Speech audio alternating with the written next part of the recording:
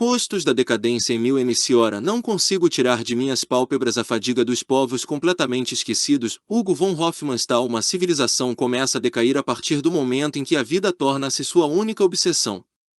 As épocas de apogeu cultivam os valores por si mesmos. A vida é apenas um meio de realizá-los. O indivíduo não sabe que vive. Ele vive, escravo feliz das formas que engendra, preserva e idólatra. A afetividade o domina e o preenche. Não há criação alguma sem os recursos do sentimento, que são limitados. No entanto, para aquele que só experimenta sua riqueza, parecem inesgotáveis. Esta ilusão produz a história. Na decadência, o embrutecimento afetivo só permite duas modalidades de sentir e de compreender, a sensação e a ideia. Ora, é pela afetividade que nos entregamos ao mundo dos valores, que projetamos vitalidade nas categorias e nas normas. A atividade de uma civilização em seus momentos fecundos consiste em fazer sair as ideias de seu nada abstrato, em transformar os conceitos em mitos. A passagem do indivíduo anônimo ao indivíduo consciente ainda não se realizou, no entanto, é inevitável. Avaliem, na Grécia, de Homero aos sofistas, em Roma, da antiga república austera às sabedorias do império, no mundo moderno, das catedrais às rendas do século XVIII. Uma nação não poderia criar indefinidamente. Está chamada a dar expressão e sentido a um conjunto de valores que esgotam-se com a alma que os engendrou. O cidadão desperta de uma hipnose produtiva, o reino da lucidez começa, as massas só manejam categorias vazias. Os mitos tornam-se novamente conceitos, é a decadência.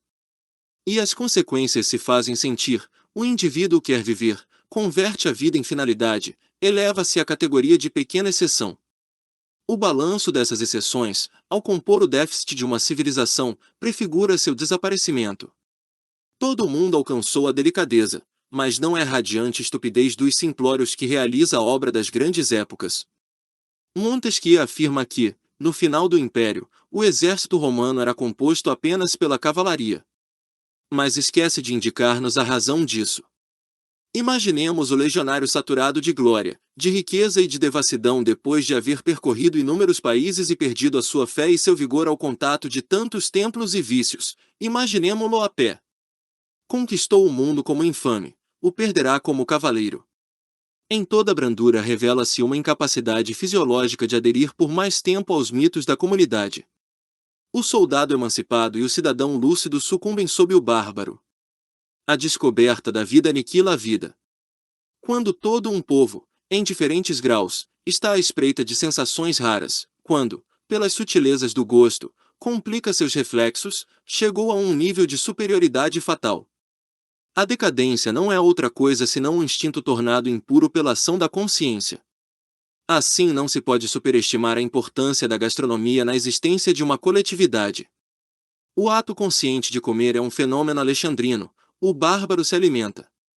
O ecletismo intelectual e religioso, o engenho sensual, o esteticismo e a obsessão hábil de boa mesa são os sinais diferentes de uma mesma forma de espírito.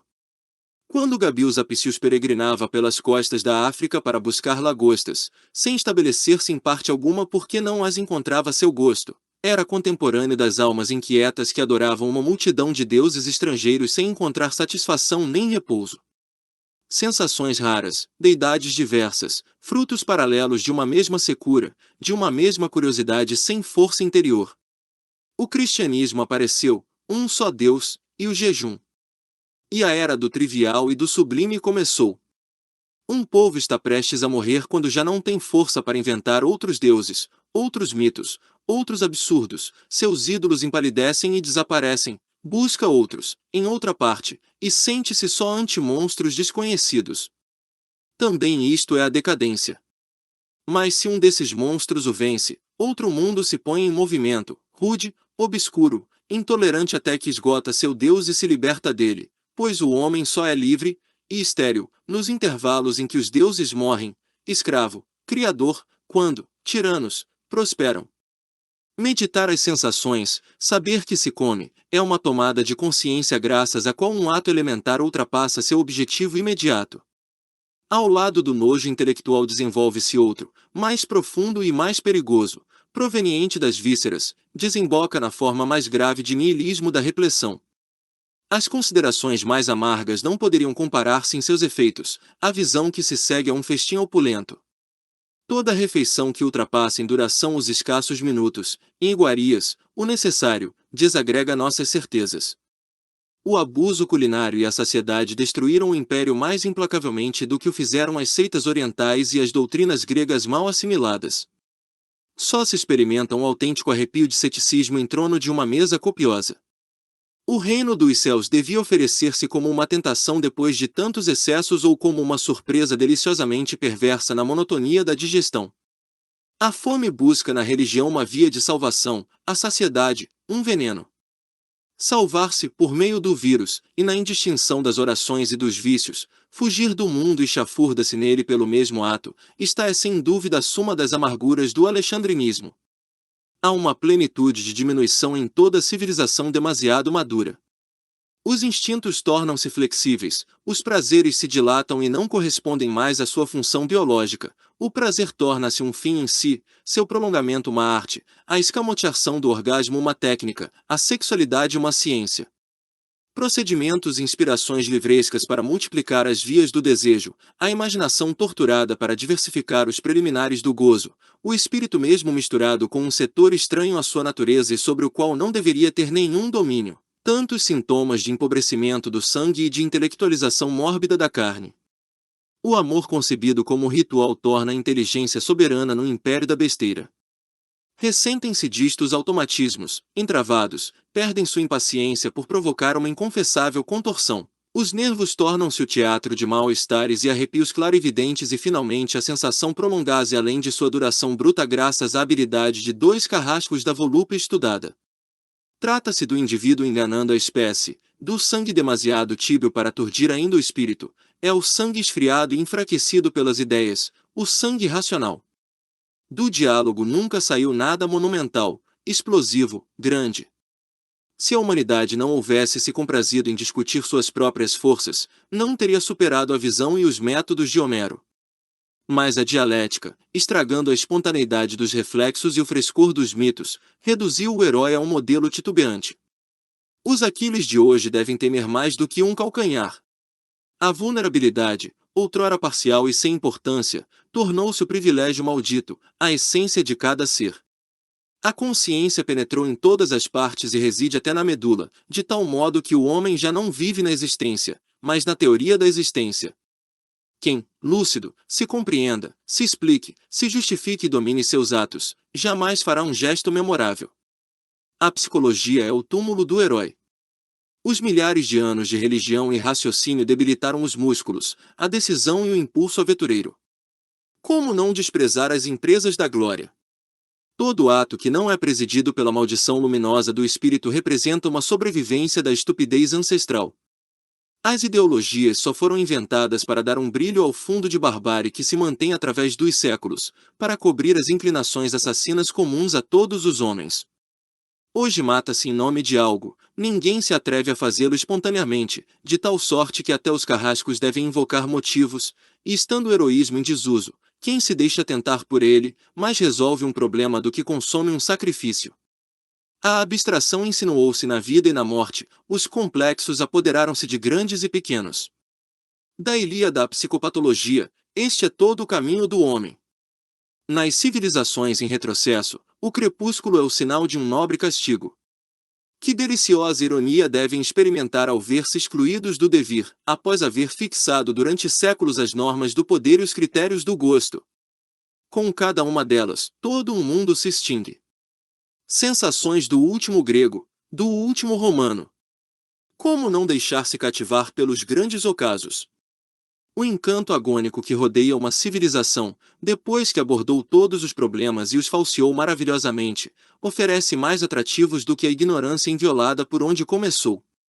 Cada civilização representa uma resposta às interrogações que o universo suscita, mas o mistério permanece intacto. Outras civilizações, com novas curiosidades e deuses, se aventurarão nele, igualmente em vão, pois cada uma delas é apenas um sistema de equívocos. No apogeu, engendram-se os valores, no crepúsculo, gastos e derrotados, são abolidos. Fascinação da decadência, das épocas em que as verdades já não têm vida, em que amontoam-se como esqueletos na alma pensativa e seca, no ossário dos sonhos. Como me é caro este filósofo de Alexandria chamado Olimpius que, ao escutar uma voz cantar Aleluia no Serapeion, expatriou-se para sempre. Isto aconteceu por volta do final do século IV, a sombria loucura da cruz já lançava suas sombras sobre o espírito.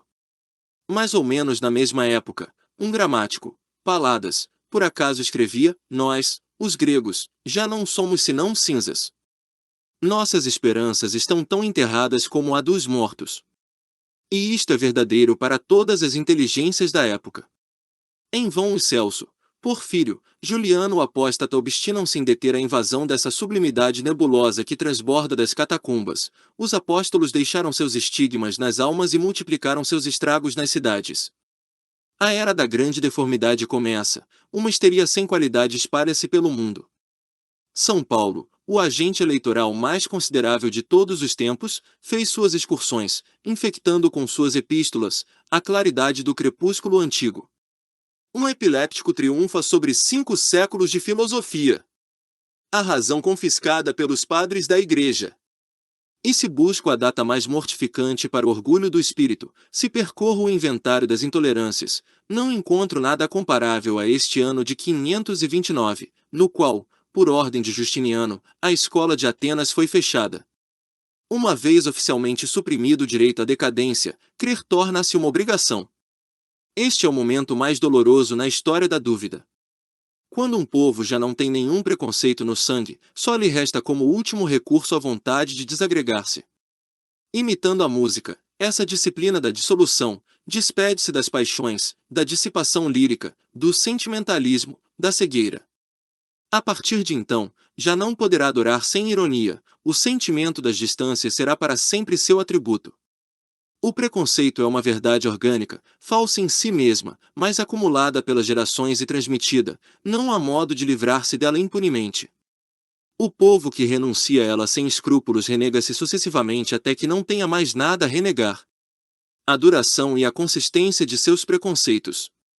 Os povos orientais devem sua perenidade à sua fidelidade a eles mesmos, não tendo evoluído quase nada, não se traíram, não viveram, no sentido em que a vida é concebida pelas civilizações de ritmo precipitado, as únicas de que se ocupa a história, pois esta disciplina das auroras e das agonias arquejantes é um romance que se pretende rigoroso e que extrai seus temas dos arquivos do sangue. O alexandrinismo é um período de sábias negações, um estilo de inutilidade e de recusa, um passeio de erudição e sarcasmo através da confusão dos valores e das crenças. Uma civilização evoluída agricultura ao paradoxo.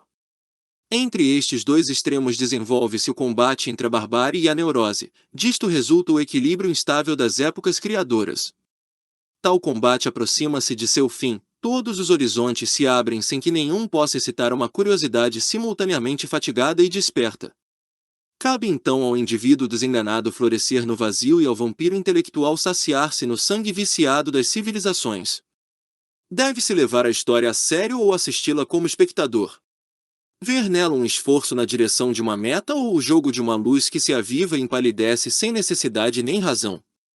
A resposta depende de nosso grau de ilusão sobre o homem, de nossa curiosidade em adivinhar a maneira como se resolverá essa mistura de valsa e de matadouro que compõe e estimula seu devir.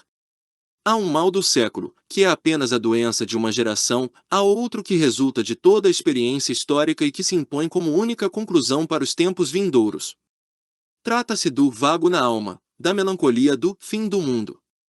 Tudo muda de aspecto, até o sol, tudo envelhece, até a desgraça.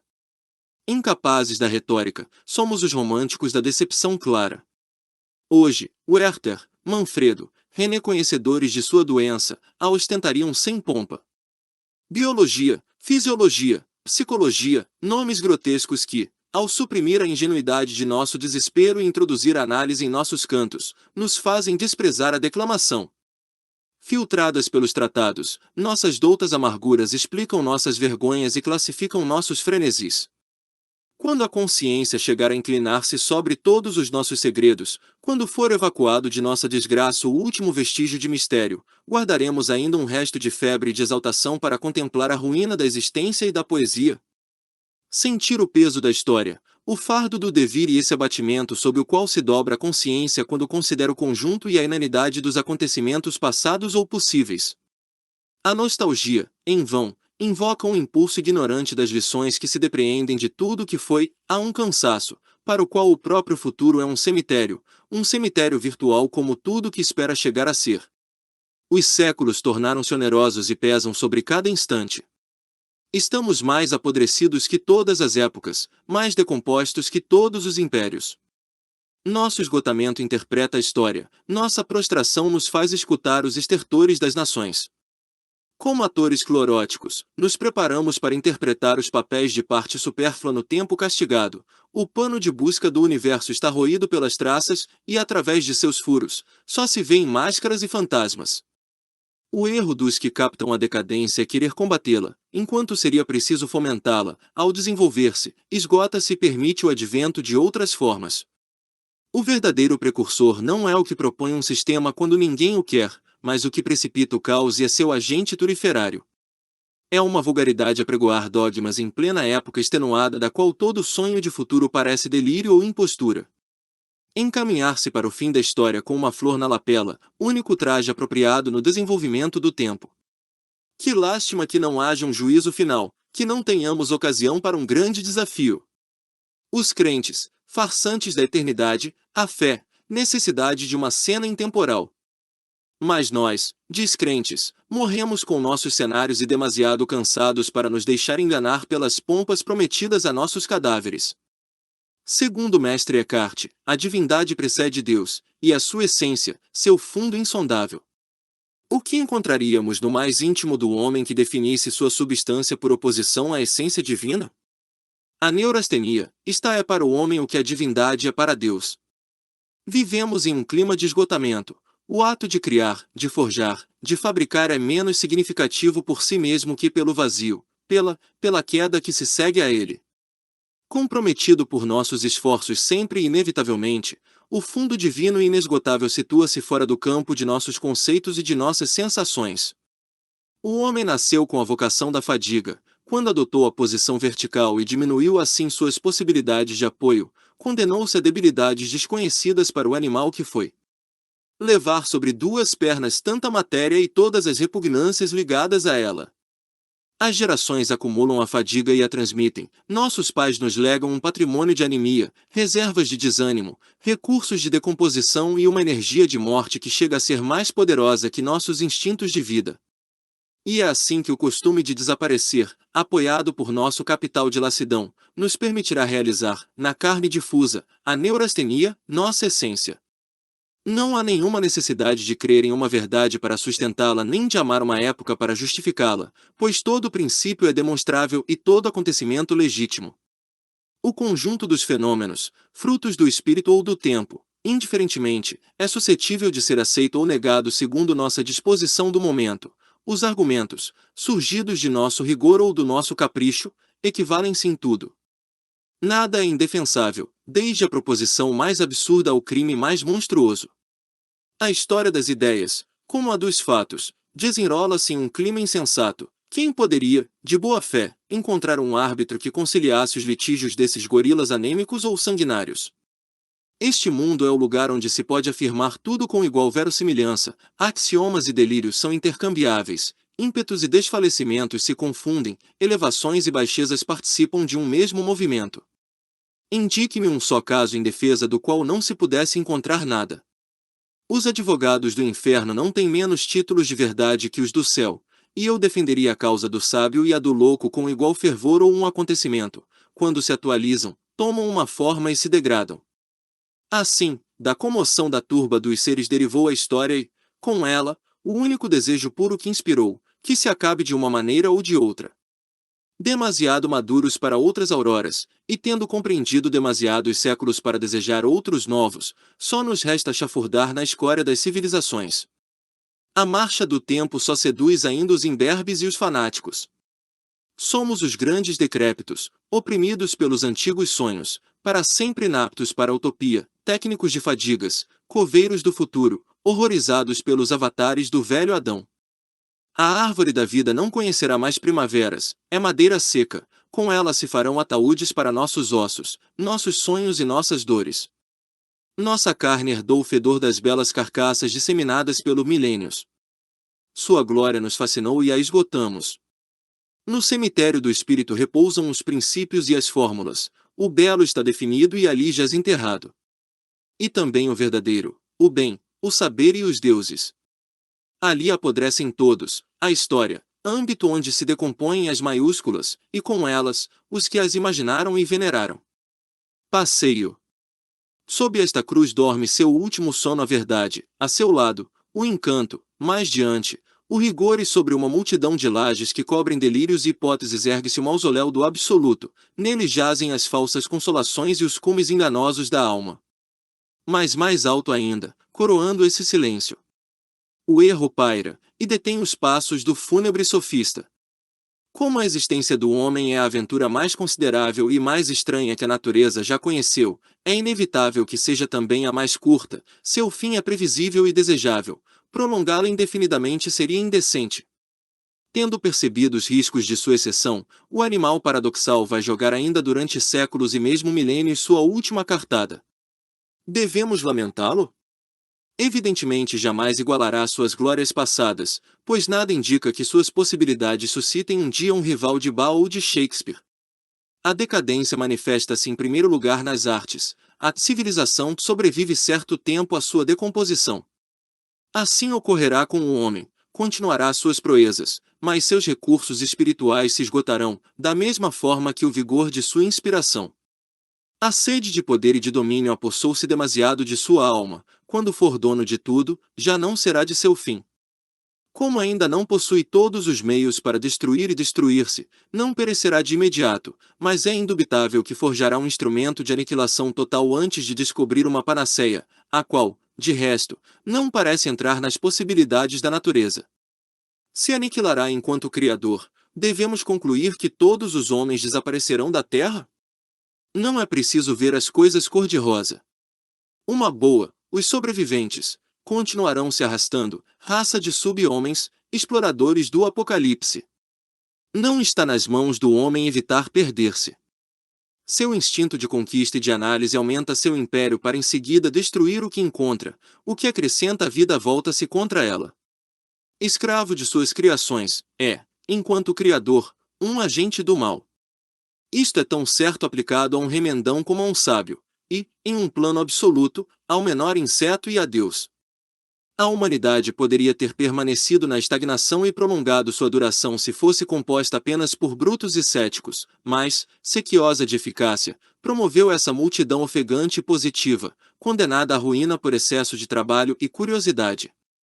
Ávida de seu próprio pó, preparou seu fim e o prepara todos os dias. Assim, mais próxima de seu desenlace que de seu começo, só reserva a seus filhos o ardor desiludido ante o apocalipse. A imaginação concebe facilmente um porvir em que os homens gritarão em coro: somos os últimos, cansados do futuro, e ainda mais de nós mesmos, extraímos o sumo da terra e despojamos os céus. Nem a miséria nem o espírito podem continuar alimentando nossos sonhos, este universo está tão seco como nossos corações. Já não há substância em parte alguma, nossos ancestrais nos legaram sua alma em farrapos e sua medula carcomida. A aventura chega ao seu fim, a consciência expira, nossos cantos se desvaneceram, eis que brilha o sol dos moribundos. Se, por acaso ou por milagre, as palavras se volatilizassem, mergulharíamos em uma angústia e em um embotamento intoleráveis. Tal mutismo nos exporia ao mais cruel suplício. É o uso do conceito que nos torna donos de nossos temores. Dizemos, a morte, e esta abstração nos exime de experimentar sua infinitude e seu horror. Batizando as coisas e os acontecimentos eludimos o inexplicável, a atividade do espírito é uma trapaça salutar, um exercício de escamoteação, permitendo-nos circular por uma realidade suavizada, confortável e inexata. Aprender a manejar os conceitos, desaprender a olhar as coisas. A reflexão nasceu em um dia de fuga, dela resultou a pompa verbal. Mas quando se volta a si mesmo e se está só, sem a companhia das palavras, redescobre-se o universo inqualificado, o objeto puro, o acontecimento nu. De onde está a audácia para enfrentá-los? Já não se especula sobre a morte, se é a morte, em vez de adornar a vida e atribuir-lhes fins, arrancamos seus ornamentos e reduzimos-la à sua justa significação, um eufemismo para o mal. As grandes palavras, destino, infortúnio, desgraça, despojam-se de seu brilho, e é então que se percebe a criatura brigando com órgãos enfraquecidos, vencida por uma matéria prostrada e atonita. Retire do homem a mentira da desgraça, dê-lhe o poder de olhar por debaixo desse vocábulo, não poderá suportar um só instante sua desgraça. É a abstração, as sonoridades sem conteúdo, dilapidadas e empoladas, que o impediram de desaparecer, e não as religiões e os instintos. Quando Adão foi expulso do paraíso, em vez de insultar seu perseguidor, apressou-se em batizar as coisas. Era a única maneira de acomodar-se com elas e de esquecê-las. Foram assentadas as bases do idealismo. E o que foi apenas um gesto, uma reação de defesa no primeiro balbuciador, tornou-se teoria em Platão, Kant e Hegel. Para não nos determos demais em nosso acidente, convertemos em entidade até nosso nome.